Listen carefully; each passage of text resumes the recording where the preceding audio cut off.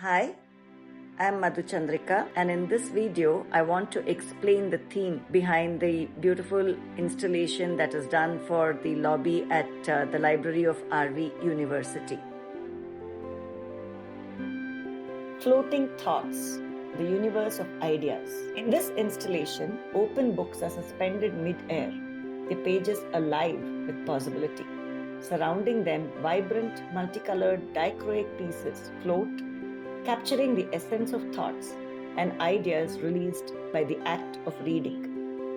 The books symbolize the wellspring of knowledge, imagination, and discovery that the libraries offer, while the floating dichroic elements reflect the boundless and diverse nature of ideas, glimmering differently from every angle, just as thoughts are perceived uniquely by each individual. This artwork invites viewers to pause and reflect on the magic of books and the endless journeys that they inspire. It celebrates the library as a dynamic space where ideas take flight and inspire new worlds of understanding.